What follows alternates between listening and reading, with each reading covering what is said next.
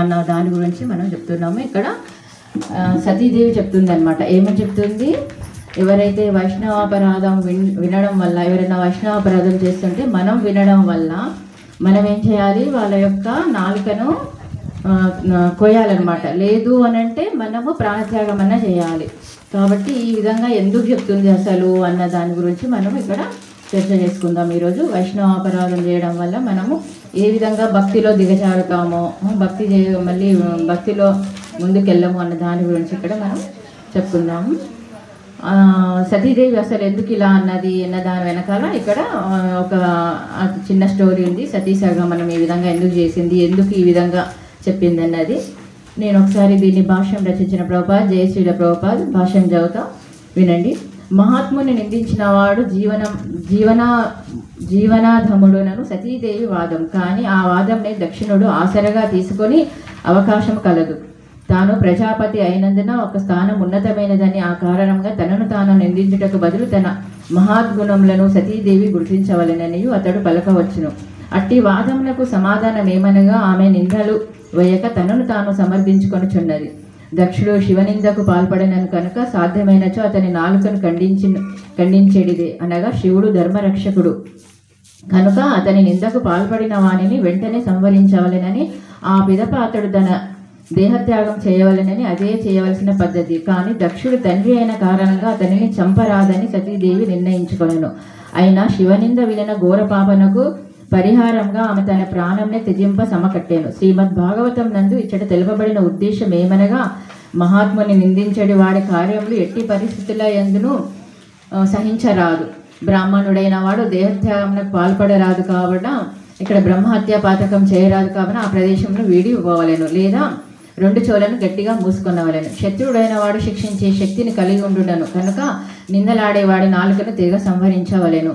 ఇక వైశ్యులు శూద్రులు మాత్రం వెంటనే దేహత్యాగం చేయవలెను. తనను శూద్రుల వైశ్యులకు సంబంధించినదిగా భావించిన కారణంగా సతీదేవి దేహత్యాగంకు సంకల్పించెను. దీనికి సంబంధించిన విషయమే భగవద్గీత యందు కూడా స్త్రీయో వైశ్యస్తత శూద్ర అని తెలుపబడినది. అనగా స్త్రీలు, శూద్రులు, వైశ్యులు ఒకే స్థాయికి చెందినవారు. శివుని వంటి మహాభావుని నిందనను వినినప్పుడు వైశ్యులు శూద్రులకు వెంటనే దేహత్యాగం చేయవలని ఉపదేశించబడినందున సతీదేవి కూడా తన దేహత్యాగంకి నిర్ణయించుకొనెను. హరే కృష్ణ మాతాజీ. ఇక్కడ ఏం చెప్తున్నారంటే దక్ష ప్రజాపతి ఇక్కడ యజ్ఞం చేస్తున్నారు. ఇక్కడ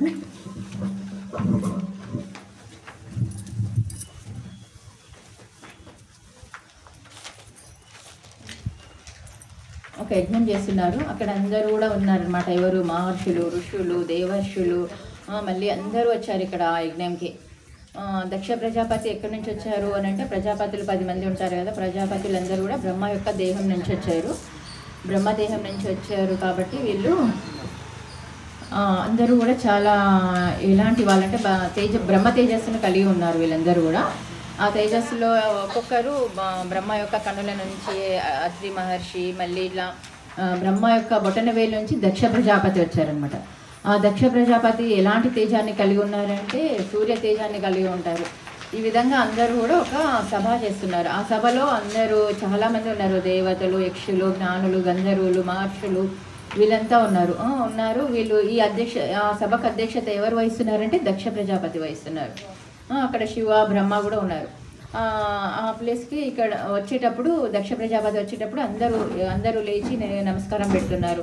అందరూ కూడా ఆ నమస్కారాన్ని ఆయన చూసి ఆయన దక్ష ప్రజాపతి ఆ సభకు రావడంగానే అందరూ లేచి నిలబడి ఆయనకు గౌరవాన్ని ఇస్తుంటే ఆయన చాలా సంతోషపడుతున్నారు. అదే నాకు గౌరవం ఇస్తున్నారు, అందరూ లేచి నిలబడుతున్నారని. ఆ దక్ష ప్రజాపతి రావడం కూడా ఎలా ఉన్నాడంటే, ఒక సూర్యమండలం వస్తుంటే ఏదైతే తేజం ఉందో ఆ రకంగా వస్తున్నాడు ఆయన. అలాంటి తేజాన్ని కలిగి ఉన్నాడు అన్నమాట దక్ష ప్రజాపతి. ఆ తేజంతో వస్తున్నాడు. అందరూ వస్తుంటే ఇక్కడ బ్రహ్మ మరి ఇంకెవరు శివుడు ఇద్దరు లేచి నిలబడలేదు.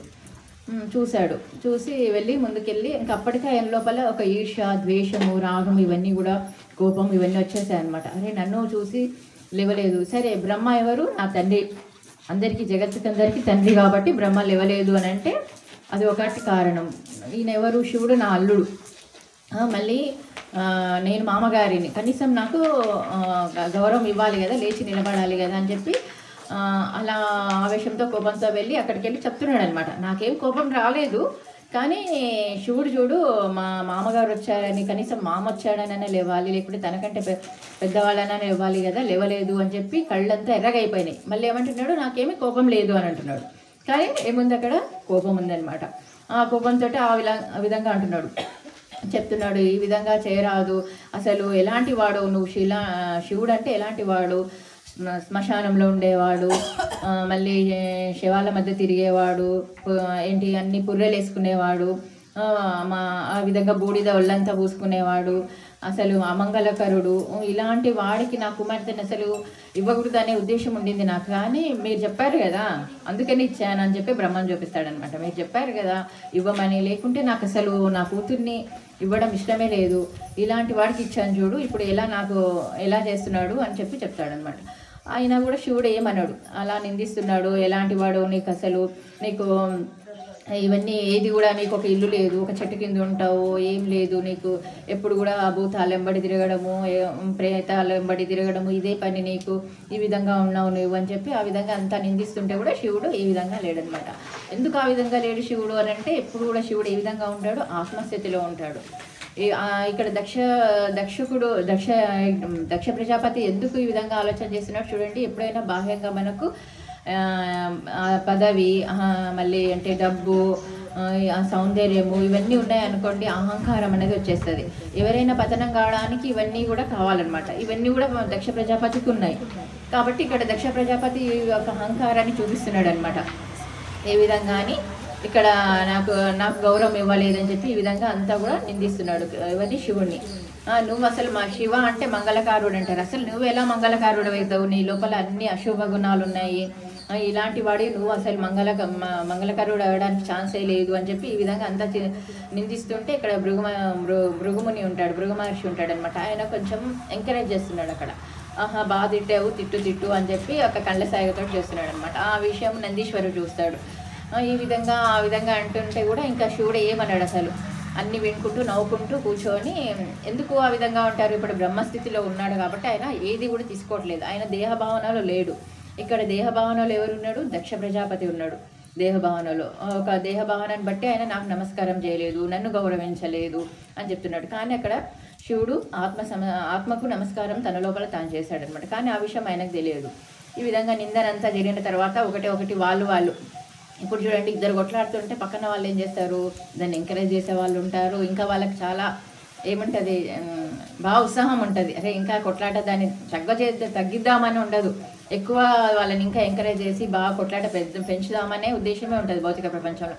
అక్కడ కూడా అదే జరిగిందనమాట. ఇక్కడ నందీశ్వరుడు, భృగు మహర్షి వీళ్ళందరూ కూడా వాళ్ళు గమ్మునే ఉన్నారు, శివుడు ఏమనట్లేదు. కానీ ఇక్కడ నందీశ్వరుడు వీళ్ళందరూ అయితే మహాగణాలు శివుడు ఎంబడొచ్చింటారో వాళ్ళందరూ కూడా ఏమని చెప్తున్నారు, ఇంకా కొంచెం వీళ్ళు నిందిస్తున్నారు, వీళ్ళు వాళ్ళని అందిస్తున్నారు. నందీశ్వరుడు చెప్తున్నాడు అనమాట. ఏమని చెప్తున్నాడు, మీరు ఇప్పుడు దక్ష ప్రజాపతి ఈ విధంగా చేశారు కాబట్టి మీరంతా కూడా ప్రవృత్తి మార్గంలో ఎప్పుడు కూడా నువ్వు పడిపోతావు, ఈ జన్మ మృత్యు జరా చక్రంలోకి సరిపోతావు. నిన్ను ఎవరైతే అనుసరిస్తారో వాళ్ళందరూ కూడా ఇదే దానిలోకి పడిపోతారు. ఎవరు కూడా ఈ జన్మ మృత్యు జరాలోకి మళ్ళీ బయట ప్రపంచంలో ఏదైతే ఇంద్రియాల సుఖాన్ని అనుభవించాలనుకుంటారో నువ్వు కూడా ఆ ప్రవృత్తి మార్గంలోకి వెళ్ళిపోతావు అని చెప్పి, నువ్వు ఎప్పుడూ నివృత్తి మార్గంలోకి రావు అని చెప్తారు. ఇక్కడ ప్రవృత్తి మార్గం అంటే ఏంటంటే, ప్రవృత్తి మార్గం అంటే ఎప్పుడు కూడా ఇలాంటి జన్మ మృత్యు జరా చక్రంలోకి, సంసార చక్రంలోకి తిరగడాన్ని ప్రవృత్తి మార్గం అంటారు. నివృత్తి మార్గం అంటే ఇప్పుడు ఎవరైతే శివుడు ఉన్నాడో ఆయన నివృత్తి మార్గంలో ఉన్నాడు. ఎప్పుడు కూడా ఆయన ఈ సంసారం అనే దాంట్లో పెళ్లి చేసుకున్నాడు శివుడిని, కానీ ఎప్పుడు పిల్లలు అది సంసారం అన్న దానిలోకి రాడనమాట. ఆయన ఎప్పుడు కూడా ఆత్మానంద స్థితిలో ఉన్నాడు కాబట్టి ఆయన నివృత్తి మార్గంలో ఉన్నాడు. ఈ విధంగా శపించుకుంటారు. ఆ శపించడం వల్ల అది అందరికీ ఎక్కడ పోతుంది, అందరికీ జరుగుతుంది. ముల్లోకాలలో ఎవరైతే ఉంటారో వాళ్ళందరికీ కూడా ఈ శాపనార్థాలందరికీ కూడా జరుగుతాయి అనమాట. ఈ విధంగా ఉన్న తర్వాత శివుడు ఇంకా ఏమీ అనకుండా అక్కడ నుంచి ఏ ఒక్క మాట కూడా అన్నాడు, మంచిగా నవ్వుకుంటానే వచ్చేస్తాడనమాట. ఎందుకు వచ్చేస్తాడు ఆ విధంగా అంటే, తాను ఏ విషయాన్ని కూడా తనలోకి తీసుకోలేదు. తాను శరీరం కదన్న భావన ఆయనకు 100% ఆయన దాన్ని నమ్ముతున్నాడు కాబట్టి ఆ విధంగా ఆయన వచ్చేసిండు. వచ్చిన తర్వాత కొన్ని రోజులు అయిన తర్వాత ఇంకా మళ్ళీ రాగానే ఎవరు చెప్తారు, ఇంట్లో మనం ఏం చేస్తాం, ఏదైనా ఒక విషయం రాగానే జరిగింది బయట అనగానే మనం ఏం చేస్తాం, వచ్చి ఇంట్లో చెప్తాం, బయట ఈ విధంగా జరిగింది, నాకు ఇట్లా అన్నారు, నేను ఇలా వచ్చాను అని చెప్పి చెప్తారు. కానీ అక్కడ ఏది కూడా శివుడు ఈ విధంగా పార్వతీదేవికి వచ్చి ఏ విషయం కూడా ఇలా చెప్పలేడు అనమాట. వచ్చాడు, మామూలుగా వచ్చాడు, తన పని ఏదో తాను మళ్ళీ మంచిగా తపస్సు చేసుకుంటున్నాడు, మళ్ళీ ఎప్పుడు కూడా నాట్యం చేస్తుంటాడు కాబట్టి ఆ నాట్యం చేస్తున్నాడు. ఆ విధంగా ఎప్పుడులాగానే ఉన్నాడు, ఏది జరగనట్టే ఉన్నాడు. పార్వతి దగ్గర ఏది చెప్పలేడు. కానీ ఇక్కడ దక్ష ప్రజాపతికి చాలా కోపం వస్తుంది. ఎందుకనంటే నేను ఎన్ని మాటలు అంటే రివర్స్గా నాకు ఒక మాట ఏదో ఒకటి అనాలి అనట్లేదు, అనకుండా మళ్ళీ కాముగా వెళ్ళిపోయిండు. కాబట్టి ఆయనకి ఇంకా మండుతుంది. అరే ఏదన్నా ఒకటి ఇప్పుడు ఎవరైనా అంతే ఒకటి తిడుతున్నామంటే నెక్స్ట్ వాళ్ళు ఏమైనా తిడితే మనకు కూడా మళ్ళీ ఇంకో మాట తిట్టవచ్చు. వాళ్ళు ఏమనుకుంటే మనం ఇంకా తిట్టి ఇంకా మనం ఏమి అనలేము. అరే వాళ్ళు ఏదన్నా ఒకటి అంటే దాన్ని ఇంకా ఎక్కువ పెంచవచ్చు. ఇప్పుడు ఇంట్లో కూడా ఒక పిల్లగాన్ని మనం కొట్టామనుకోండి, వాడు ఏమనకుండా వాడి వాడు రాస్తుంటే మనకు తల్లికి ఏ విధంగా కోపం వస్తుంది. అరే నేను తిడుతుంటే కూడా వాడు అసలు ఏది చెల్లించట్లేదు, ఏమనట్లేదు అని చెప్పి ఇంకా కోపం ఎక్కువ అవుతుంది. అదేవిధంగా ఇక్కడ దక్ష ప్రజాపతి కూడా ఆ విధంగానే కోపం వచ్చింది. కోపం వచ్చి ఇంకా ఆయన దాన్ని మనసులో పెట్టుకొని ఉన్నాడు అనమాట. ఇలా కొన్ని సంవత్సరాలు గడిచిపోయాయి. అయినా కూడా ఆయనకేముంది, తీర్చుకోవాలి, పగ తీర్చుకోవాలి, శివుని మీద ఏదో ఒక రకంగా పగ తీర్చుకోవాలన్న ఉద్దేశంతో ఉన్నాడనమాట. మళ్ళీ కొన్ని రోజులైన తర్వాత ఒక యజ్ఞాన్ని మళ్ళీ దక్ష ప్రజాపతి ఇంకొక యజ్ఞాన్ని రెడీ చేశాడనమాట. అందరికీ పిలుపునిచ్చాడు. ఎలాంటి యజ్ఞం అంటే ఇంకా అసలు ముల్లోకాలలో అలాంటి యజ్ఞంని ఎవరు చూడరనమాట. ఎలాంటి అకామిడేషన్ అంటే అసలు ఇంకా మనం ఇప్పుడు చూస్తున్నాం కదా 5 స్టార్ అకామిడేషన్, అందరికీ రావడం, గిఫ్ట్లు, ఏ రకమైన గిఫ్ట్లు అంటే మళ్ళీ అలాంటి గిఫ్ట్లు రిటర్న్ గిఫ్ట్లు ఎవరు ఇవ్వరనమాట. అందరికీ అంత మంచి అరేంజ్మెంట్ చేసిండు. ప్రపంచంలో ఇంకా ముల్లోకాలలో దేవతలు కూడా ఎలాంటి అరేంజ్మెంట్ చూసలేడు. అలాంటి అరేంజ్మెంట్ ఎవరి మీద కోపంతో చేసిండు, శివుడి మీద కోపంతో చేశాడు. ఇక్కడ ఆమంత్రణ ఎవరికి ఇచ్చిండు, ఇక్కడ ఏమని చెప్పిండు, మళ్ళీ అక్కడ దక్ష ప్రజాపతి ఏదైతే యజ్ఞం చేసిన తర్వాత అవిసి ఇంకా ఇక్కడ నుంచి నీకు ఇవ్వబడదు అని చెప్పిండు. కానీ ఎప్పుడైతే బ్రహ్మ విష్ణు మహేశ్వరులకు యజ్ఞం చేసిన తర్వాత అవిసి ఇవ్వబడకుండా ఆ యజ్ఞం సంపూర్ణం కాదు. ఆ విధంగా అది సంపూర్ణం కాదు. కానీ ఇక్కడ యజ్ఞాన్ని చేయడానికి అయినా రెడీ అయ్యాడు. మళ్ళీ అందరిని పిలిపించాడు అనమాట. అందరిని పిలిపించి చూసి ఇంకా ఏ విధంగా పిలిపించాడంటే అందరినీ ఇంకా అందరు పోతున్నారు. కానీ శివపార్వతులు ఎక్కడ ఉంటారు, హిమాలయ పర్వతంలో అక్కడ ఉంటారు. వాళ్ళ ఒక చెట్టు కింద కూర్చుంటారు. వాళ్ళకి ఇల్లు లేదు, చెత్త లేదు, ఏం లేదు. అక్కడ నుంచి అందరూ కూడా పోతున్నారు, పైనుంచి పోకుంటూ అసలు ఇంకా మాట్లాడుతున్నారు. అసలు ఏంటి వైభోగం ఏంటి, అసలు అలాంటి యజ్ఞం ఎలా మనం అరేంజ్మెంట్స్ ఎప్పుడు చూడలేదు, ఎలా అసలు అందరినీ ఎలా పిలవడమే అంత గొప్పగా పిలిచాడంటే చేయడం ఎలా గొప్పగా ఉంటుంది అని చెప్పి వెళ్కుంటూ పైనుంచి ఏంటి సతీదేవి నువ్వు రావట్లేదా అని అంటారు. ఎక్కడికి అని అంటే అదే మీ తండ్రి చేస్తున్నారు, మీకు తెలియదా ఏం చేస్తున్నారు అన్నది. ఇక్కడ అంతా కూడా అందరూ ఎంత మంచి యజ్ఞం చేస్తున్నాడు, అసలు ముల్లోకాలు అందరినీ పిలిచాడు, గంధర్వులు యక్షులు అందరూ ఋషులు మహర్షులు దేవర్షులు అందరూ వెళ్తున్నారు, నిన్ను పిలవలేదా, నీకు తెలియదా అని అంటే నాకు తెలియదు. ఓహో మేము ఇక్కడ ఉన్నాం కాబట్టి మేము అందరికీ దూరంగా ఉంటాం కదా, అందుకని మాకు తెలియలేదేమో, ఇప్పుడు మనకు వాట్సాప్ మెసేజ్ నెట్వర్క్ లేకపోయిందేమో అని అనుకున్నాడు అనమాట. ఓహో అని చెప్పి మళ్ళీ లోపలికి వెళ్తుంది. లోపలికి వెళ్ళి శివుని దగ్గరికి వెళ్ళి అంటుంది, ఇలా నీకు తెలుసా ఒక విషయము అని అంటే తెలుసు అని అంటాడు. నీకు ఎలా తెలుసు అని అంటే మరి నీ మనసులో ఏది ఉందో తెలుసు కదా, నాకు తెలియదా అని అంటే ఏంటి అని అంటే అదే మీ నాన్న యజ్ఞం చేస్తున్నారు అని. మనం ఎలా మాట్లాడుకుంటామో భాగవతంలో అలానే మాట్లాడుకున్నారు వాళ్ళిద్దరు కూడా. ఆ విధంగా అడుగుతుంది అనమాట. మరి నీకు తెలుసా అని అంటే తెలుసు అని అంటే మరి మనం వెళ్తాము, మరి మీరు రెడీగా అండి త్వరగా అని అంటే మనకు పిలుపు రాలేదు కదా, మరి మనకు ఆహ్వానం పంపించలేడు కదా మీ నాన్న అని అంటే అవును పంపించలేదు, మర్చిపోయాడో లేదా ఏదో విషయము ఇక్కడికి మనకు అందలేదు, ఎవరైనా చెప్తే మనకి ఇక్కడికి వచ్చి హిమాలయాలకు ఎవరు రారు కాబట్టి ఇక్కడికి వచ్చి చెప్పలేదు, ఏదో జరిగింటుంది కాబట్టి మనం వెళ్దాము అని అంటారు. ఇప్పుడు ఆడవాళ్ళకి ఎంత ఉత్సాహం ఉంటుంది, ఎక్కడికన్నా ఫంక్షన్ అంటే వెళ్ళాలంటే రెడీ కావాలి మంచిగా. ఇంకా ఆమె చెప్తుంది అనమాట, నేను పెళ్లి చేసుకొని వచ్చినప్పటి నుంచి ఎక్కడికి వెళ్ళలేదు, ఎప్పుడు రెడీ కాలేదు మంచిగా. ఎప్పుడైతే పెళ్లి చేసుకొని నేను మంచిగా రెడీ నగలే చీరలు అన్నీ కట్టుకొని వచ్చానో అప్పుడు ఆ చీర విప్పి పెట్టినా తప్పితే ఇంకొకసారి మంచి చీర ఎప్పుడు కట్టుకోలేదు. ఏమన్నా మంచి చీర కట్టుకుందామంటే అక్కపక్కన ఎవరైనా చూసారంటే ఎవరూ లేరు, పక్కన ఎవరు లేరు చూడడానికి, నేను రెడీ అయ్యడానికి ఎవరు లేరు. నువ్వు ఎప్పుడు కూడా నీ పని మీద నువ్వు తపస్సు అన్ని జీవాత్మలను ఉద్ధరించే పనిలో నువ్వు ఉంటావు. నేను ఎప్పుడు రెడీ కావాలి, ఇప్పుడు ఇలాంటి సమయంలోనే కదా నేను మంచిగా రెడీ అయ్యేది.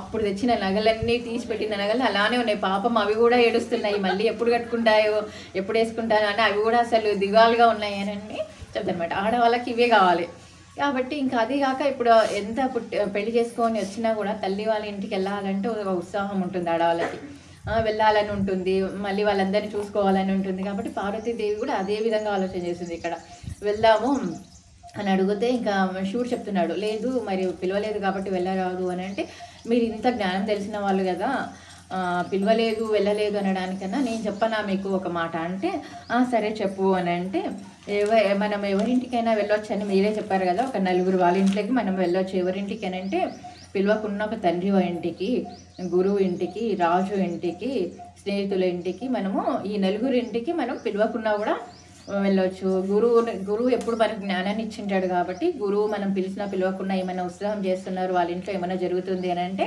మనం వెళ్ళి అక్కడ గురువు దర్శనం చేసుకొని రావాలి. ఇక్కడ తండ్రి అని అంటే, తండ్రి మనకు కన్యాదానం చేసి మనకు పంపించినా కూడా ఇక్కడ తండ్రి ఇంట్లో ఏదైనా జరుగుతుంది అని అంటే మీరు కూడా రావాలి, మీరు కూడా రావాలంటది. ఎందుకనంటే మీకు తండ్రి తర్వాత, నాకు తండ్రి అయిన తర్వాత మీకు కూడా తండ్రి లాంటి వాడే, మామగారు అయినా కూడా మీకు ఆయన తండ్రి లాంటి వాడే, కాబట్టి మీరు కూడా అలాంటి ఉత్సవానికి రావాలి అని అంటది. మళ్ళీ ఎవరు రాజు మనందరినీ కూడా పరిపాలించేవాడు కాబట్టి రాజు పిలిచిన దానికి మనం కూడా వెళ్ళాలి అని అంటది. మళ్ళీ ఇక్కడ ఎవరు స్నేహితులు, ఆ స్నేహితులు అందరు స్నేహితులు కాదు, ఒక్క స్నేహితులు ఎవరో ఒకరు ఉంటారు మంచిగా కష్ట సుఖాన్ని పంచుకునే స్నేహితులు, వాళ్ళంతా కూడా అలాంటి స్నేహితుడి ఇంటికి మనం వెళ్ళొచ్చు.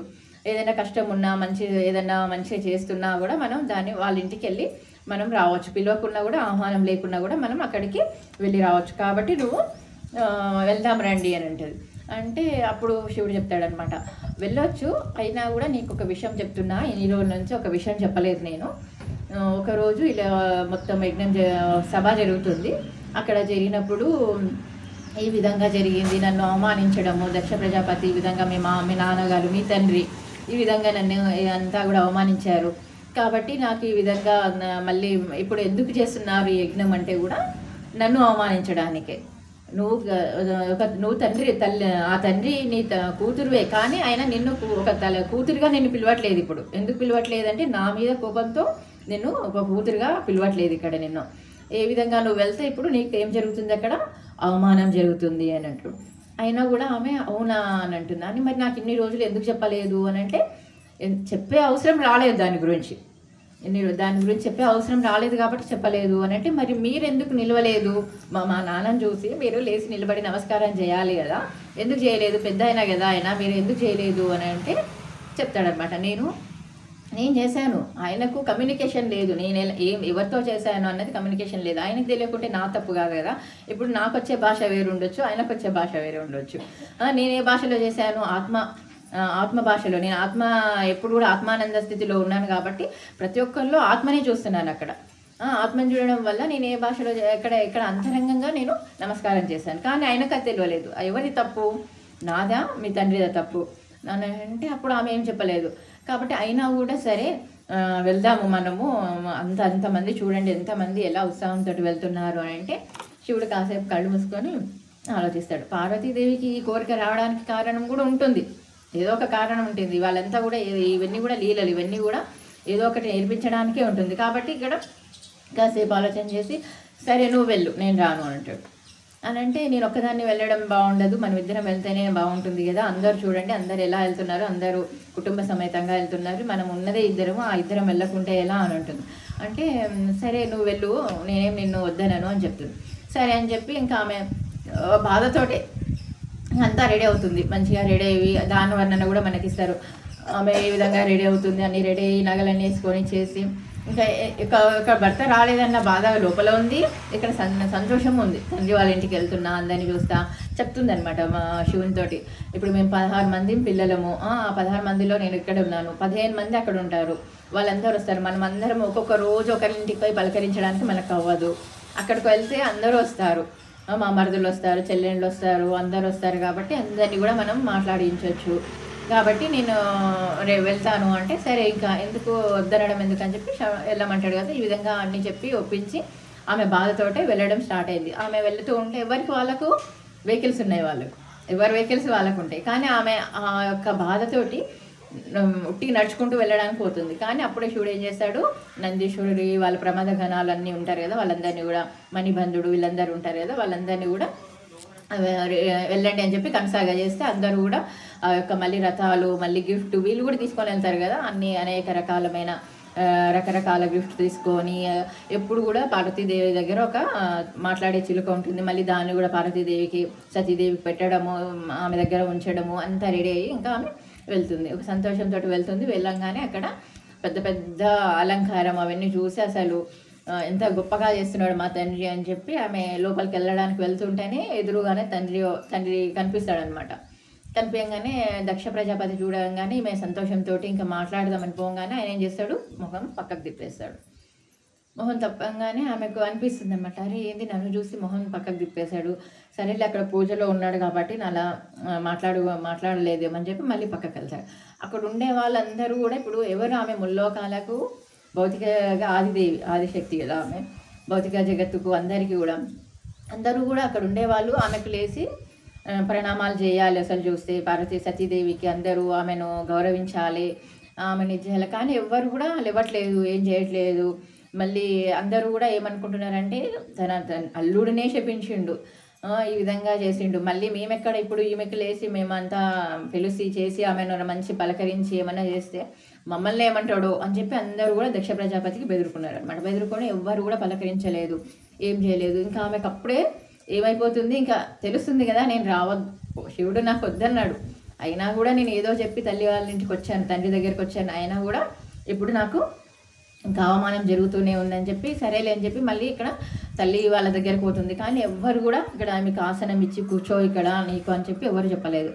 తల్లి ప్రేమతోటి కాస్త పలకరించింది, అక్క చెల్లెళ్ళు పలకరించారు, ఏం చేయాలి మీ నాన్న ఇలా చేస్తున్నాడు, మేమేం చేయలేకపోతున్నాము అని చెప్పి ఆ విధంగా అంటారు, అంతేగాని ఏమీ అన్నారనమాట.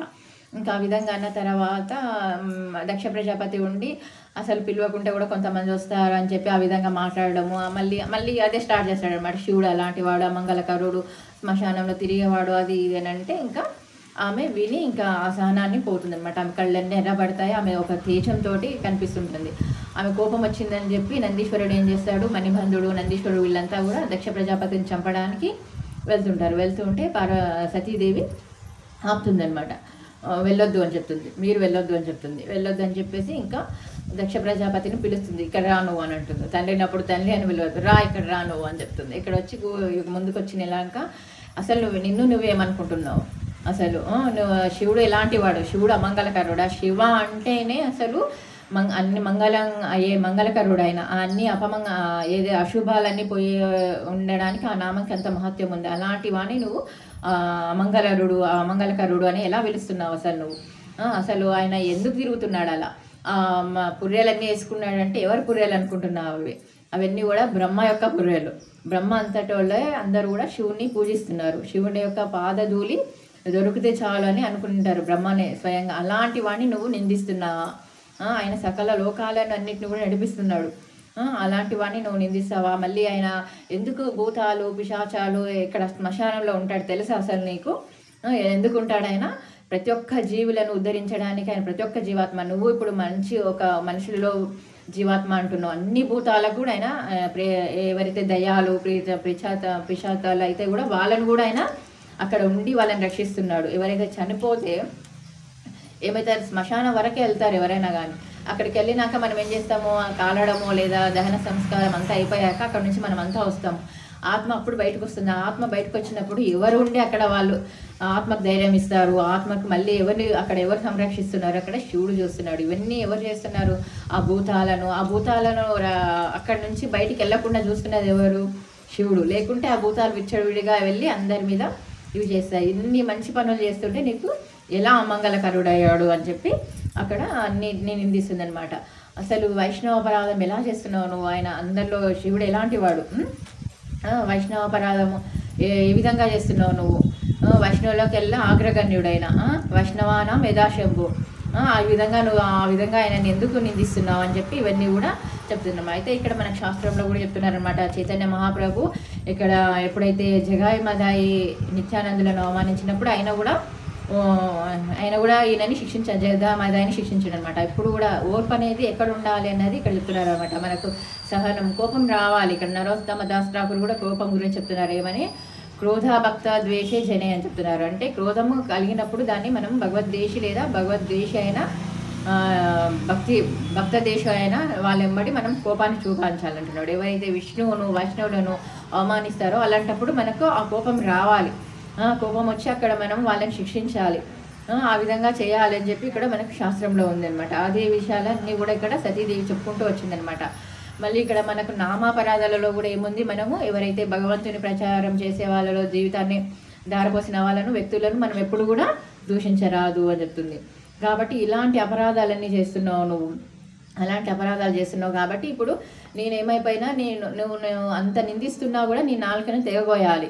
కానీ నువ్వు నాకు తండ్రి అయినావు, నువ్వు బ్రాహ్మణుడివి కాబట్టి నేను ఈ పని చేయలేకపోతున్నాను. ఇక్కడ శాస్త్రంలో ఏముంది అని చెప్తున్నారు, బ్రాహ్మణుడు, క్షత్రుడు, వైశ్యుడు ఎవరైతే ఉన్నారో శూద్రులు ఒక్కొక్కరికి ఒక్కొక్క ఇది ఉంటుందన్నమాట, వాళ్ళు చేసే ధర్మం ఉంటుంది. బ్రాహ్మణుడైతే అక్కడ నుంచి ఎవరైతే నిందిస్తున్నారో, అక్కడ ఎవరైతే వైష్ణవులను నిందిస్తున్నారో, భగవంతుని నిందిస్తుంటే అక్కడ నుంచి లేచి వెళ్ళిపోవాలి, చోళను గట్టిగా మూసుకొని అక్కడ నుంచి వెళ్ళిపోవాలి. ఎందుకంటే అక్కడ తాను వేరే వాళ్ళని చంపరాదు బ్రాహ్మణుడు, మళ్ళీ తాను చనిపోరాదు, ఇవి రెండు చేయరాదు కాబట్టి అక్కడ నుంచి వెళ్ళిపోవాలి. ఇంకా క్షత్రుడు, శూద్రుడు, ఇక్కడ వైశ్యులు వీళ్ళు ఏం చేయాలి, చంపాలన్నమాట వాళ్ళని. ఎవరైతే నా వైష్ణవులను విష్ణువుని నిందిస్తున్నారో వాళ్ళని చంపొచ్చు. కాబట్టి ఇప్పుడు నేనేమి ఏ జాతికి చెందిన దాన్ని అయిపోతున్నానేమి, ఇక్కడ శూద్ర జాతికి, స్త్రీలంతా కూడా ఇక్కడ శూద్ర జాతికి చెందిన వాళ్ళ విధంగా అవుతున్నా కాబట్టి నేను ఇక్కడ శూద్ర జాతి కాబట్టి నిన్ను చంపాను, ఇప్పుడు నేను నన్ను నేనే చంపుకుంటాను అని చెప్తున్నారు. ఇక్కడ వైష్ణవ అపరాధం ఏ విధంగా ఉంటుంది అంటే, మనము వైష్ణవులను అపరాధం చేయడం వల్ల, వైష్ణవులను నిందించడం వల్ల మనం అనుకుంటాం ఎవరో చెప్తున్నారు కదా వైష్ణవుల గురించి, మనం వింటున్నాం, మనమేం నిందించట్లేదు అని అనుకుంటాం.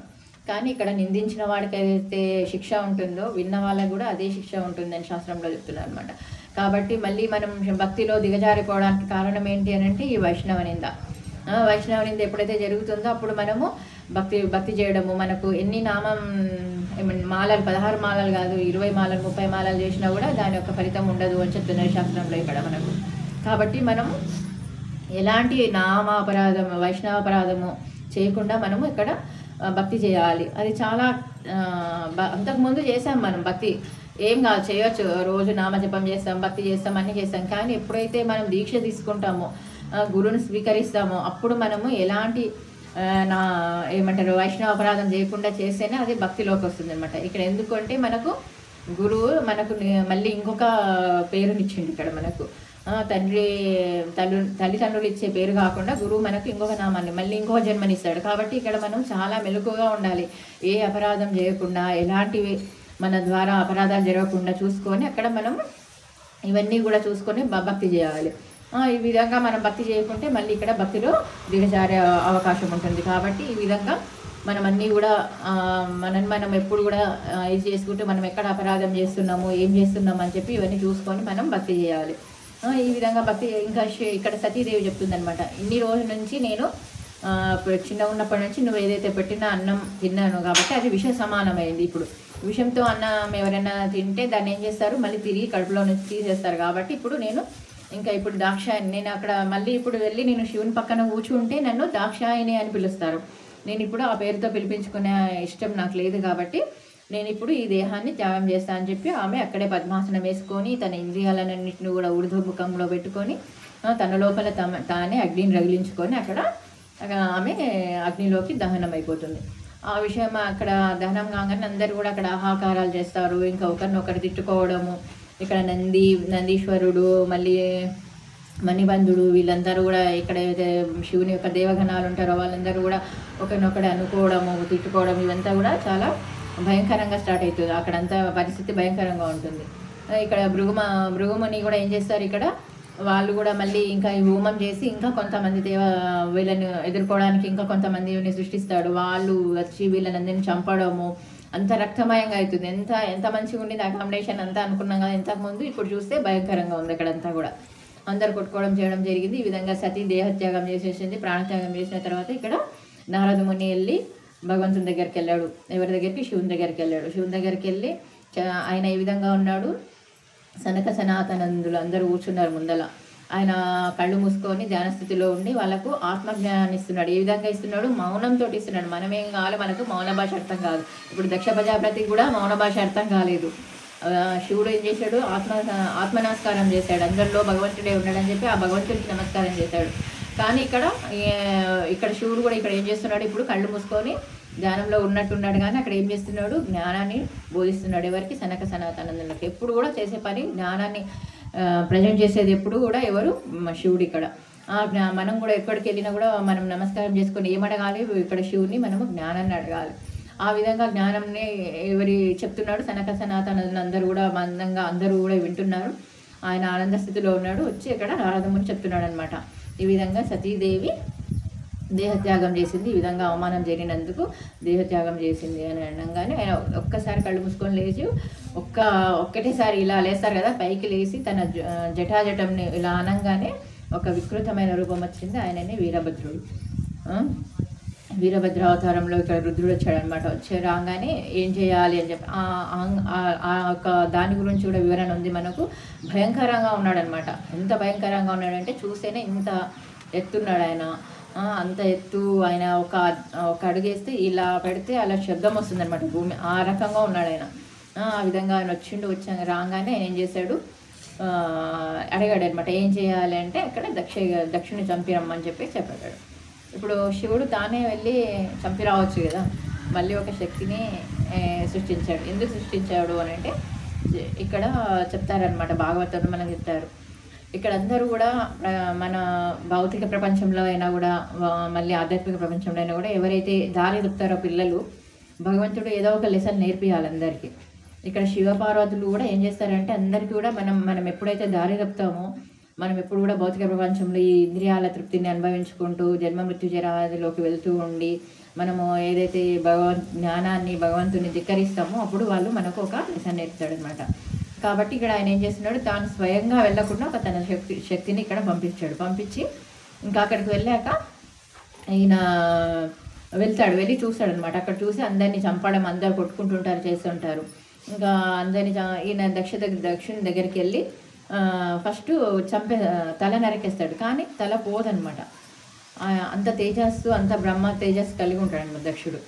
అయితే సరే నేను ఈ విధంగా కాదు, నేను ఏ విధంగా అయితే ఒక పశువుని ఏ విధంగా అయితే చంపేస్తారో ఆ విధంగా చంపేస్తానని చెప్పి ఇక్కడ వీరభద్రుడు ఏం చేస్తాడు, తలకాయని తిప్పి ఆ తలకాయను కట్ చేస్తాడు అనమాట. కట్ చేయగానే అది మొండెం వెళ్ళి ఎక్కడికి వెళ్తుంది, అగ్నిలోకి వెళ్ళి పడిపోతుంది అనమాట.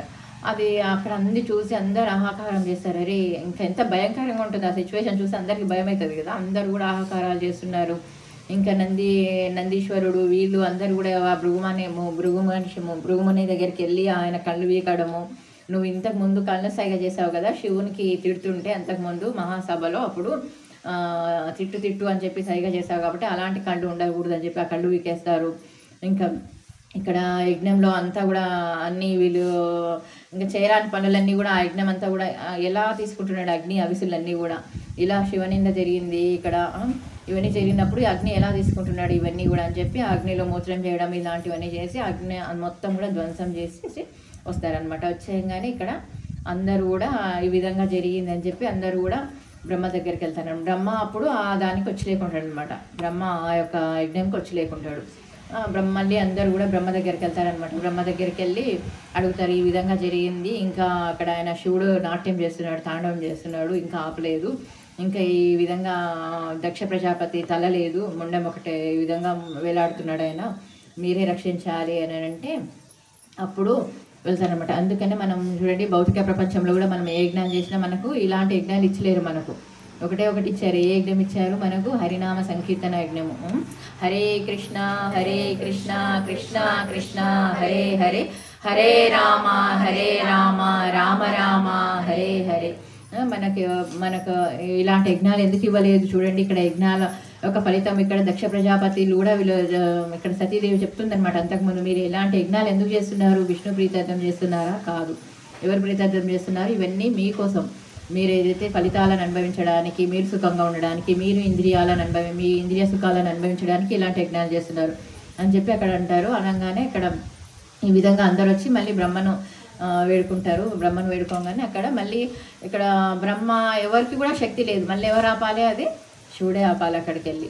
కాబట్టి అక్కడ శివుడి దగ్గరికి వెళ్తారు అందరు కూడా. బ్రహ్మ వెళ్ళి బ్రహ్మ స్తుతి చేస్తాడు భగవంతుడు, నువ్వు ఎలాంటి వాడివి అసలు, నీకు ఎలాంటి శక్తి ఉంది, ఈ దక్ష ప్రజాపతి చాలా తప్పు చేస్తాడు, క్షమించండి అని చెప్పి అడిగితే అక్కడ శివుడు వెంబడే ఒప్పుకుంటాడు అనమాట.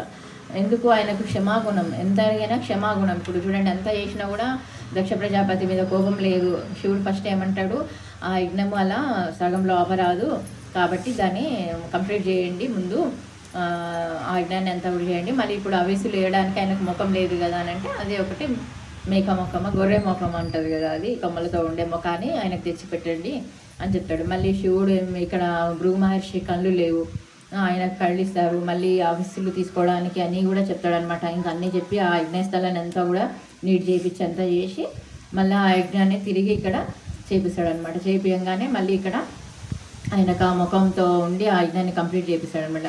ఇక్కడ ఈ శివుడి యొక్క గుణాన్ని చూడొచ్చు మనం. ఎలాంటి గుణము అని అంటే ఇక్కడ పార్వతీదేవి కూడా సతీదేవి కూడా ఎందుకు ఈ విధంగా చేసింది అని అంటే, సతీదేవి ఇవన్నీ కూడా వాళ్ళు ఒక లీల చేసిన దాని వెనకాల ఒకటి ఉంటుందన్నమాట. అయితే సతీదేవి ఎందుకు చేస్తుంది అని అంటే, తన పిల్లలు తాను దారి తప్పినప్పుడు భగవంతునికి కోపం వచ్చేటట్టు చేసింది. ఎందుకు అని అంటే నేర్పించాలి కాబట్టి. లేదు అంటే వాళ్ళు ఇంకా దారి తప్పి ఆయనకు ఎక్కువ కోపం వచ్చిందంటే మొత్తము ఇది చేసేస్తాడు, లయం చేసేస్తాడు. కాబట్టి ఈయనకు వీళ్ళకు ఒక లెసన్ నేర్పించాలంటే తానే కోపపడ్డట్టు ఇక్కడ సతీదేవి కూడా ఆ విధంగా చేసింది. మా తల్లికి ఎప్పుడు కూడా పిల్లల మీద కోపం అనేది రాదు, కానీ ఇక్కడ దారి తప్పినప్పుడు తల్లి పార్వతీదేవి ఇక్కడ కూడా ఆ విధంగా చేసింది అంటున్నారు. మళ్ళీ దీని వెనకాల ఇంకోటి కూడా ఉందన్నమాట. పార్వతీదేవి అంటే ఇదంతా కూడా చూడండి, మనము అరే పార్వతీదేవి ఎందుకు ఇలా చేసింది, సతీదేవి ఈ విధంగా ఎందుకు చేసింది అని మనం ఆ విధంగా డౌట్ రాకూడదు. ఏదైనా ఒకటి లీల జరగాలంటే దాని వెనకాల ఇవన్నీ స్టోరీ జరగాలి. కాబట్టి అసలు ఈమె ఈ విధంగా చనిపోవడానికి కూడా, సతీదేవి చనిపోవడానికి కూడా కారణం ఏంటి అని అంటే, నేను ఒకసారి విన్నాను, దాన్ని ఇక్కడ చెప్తున్నాను. పార్వతీదేవి ఒకరోజు శివుడు పార్వతి ఇద్దరు కూడా కూర్చొని ఉంటే ఇక్కడ అగస్త్యముని వస్తారనమాట. అగస్త్యముని రాగానే శివుడు లేచి ఫస్ట్ శివుడే లేచి ఇక్కడ అగస్త్యమునికి నమస్కారం చేస్తాడు. మనసులో పార్వతీదేవి అనుకుంటుంది అనమాట, ఏంటి ఈయన ఫస్ట్ లేచి నమస్కారం ఎందుకు చేశాడు, శివుడు గొప్పవాడు కదా, ఆయనకు లేచి నమస్కారం ఎందుకు చేశాడని మనసులో అనుకుంటుంది, బయటికి అనరు. మళ్ళీ ఇంకొకసారి ఇక్కడ శివుడు అమరకథ చెప్తూ ఉంటాడు కదా, వింటూ ఉండి ఏం చేస్తుంది, అక్కడ నిద్రపోతుంది. ఎవరికి అపరాధం చేసింది, భాగవత ధర్మానికి అపరాధం చేసింది. మళ్ళీ అంటే అక్కడ ఆమె వినలేదు కాబట్టి అక్కడ భాగవత ధర్మానికి అపరాధం చేసింది. మళ్ళీ ఇంకొకసారి రామాయణంలో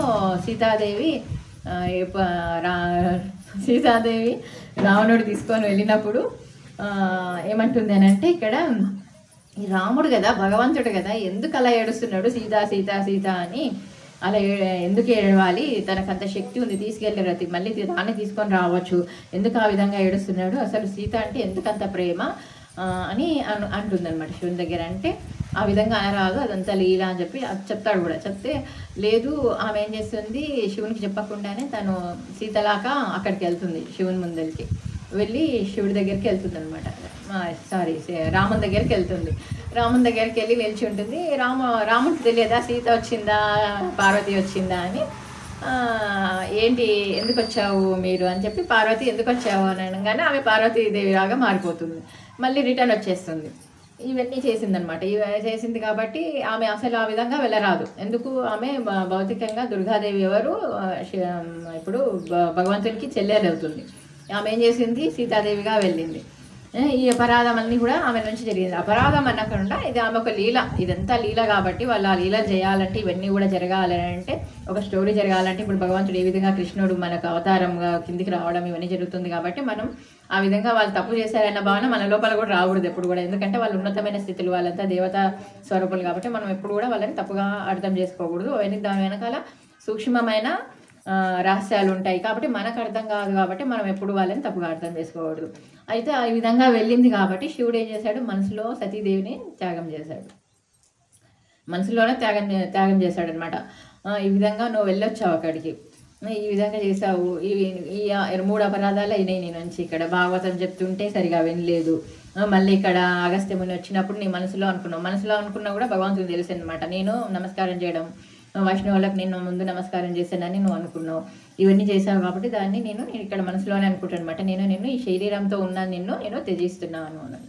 కాబట్టి ఇదంతా స్టోరీ జరిగిందనమాట. ఈ స్టోరీ ఎందుకు స్వయం శివుడే ఇక్కడ సతీదేవిని త్యజించాడు ఈ విధంగా. ఎందుకు చూడండి, అంటే వైష్ణవాపరాధం ఎంత గొప్పదంటే, తను స్వయంగా భార్య అయినా కూడా భగవంతుడు ఏం చేసిండు, వైష్ణవాపరాధం చేసింది. ఇక్కడ భగవంతుడిని కూడా ఆమె ఏం చేసింది, అనుమానించింది, నిందించింది, రాముణ్ణి చేసింది కాబట్టి ఆయన త్యజించిండు అనమాట. భగవంతుడు అంతటోడే ఇక్కడ వైష్ణవాపరాధం చేస్తే ఆమెను త్యజించిండు శివుడు.